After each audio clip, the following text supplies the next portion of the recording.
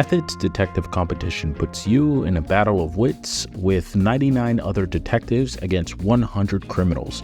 The winner of this contest will win $1 million.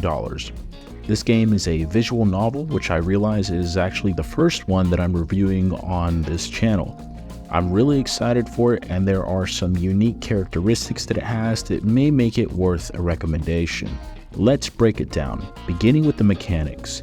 It is a narrative-driven experience. Like most visual novels, you'll navigate the game's story, experiencing different personas for both detectives and criminals alike, trying to uncover the mystery behind what is behind the game. As far as what it does really well, I think that there are some intriguing scenarios that it presents for the player. What you're essentially going to be doing is reading different case files that the criminals have created and determine what the cause of death was and how it occurred, and sometimes they'll provide bonus questions as well for you to solve. In terms of value for the money, priced at roughly about $3, you're expecting around 3 hours worth of content, so I would say it's pretty good as it relates to a worthwhile return on investment. Next is the diverse characters. Now, I will mention this a little bit in the cons as well, but I will say that having diverse characteristics of the characters and the fleshing out behind some of the backstories was also really well done. A compelling storyline is something that this game does really well. I will say, however, that especially early on, that is not necessarily the case. And most importantly, with stories like these, making sure that you can backtrack whenever you get a question wrong. It has a very good and convenient restart system when you make a mistake. So, what does the game not do well? In terms of character perspective shifting, I think this is a really important thing to note.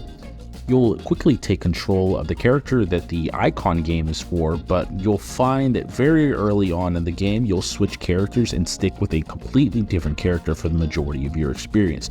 I don't know why it was made like this, but I'm sure that future iterations of this game and sequels will explain that a little bit more. Another problem that I had with the game was that some of the characters are just a bit too much. Some of them redeem themselves over time, but some of them just have their quick moment and they don't really do much to flesh out the character a little more.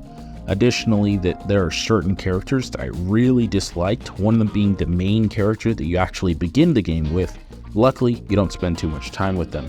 And another thing that I think is important to mention, the last and most important aspect of it, is that you're going to find yourself wanting more at the very end, which is a good thing, but it does end rather abruptly.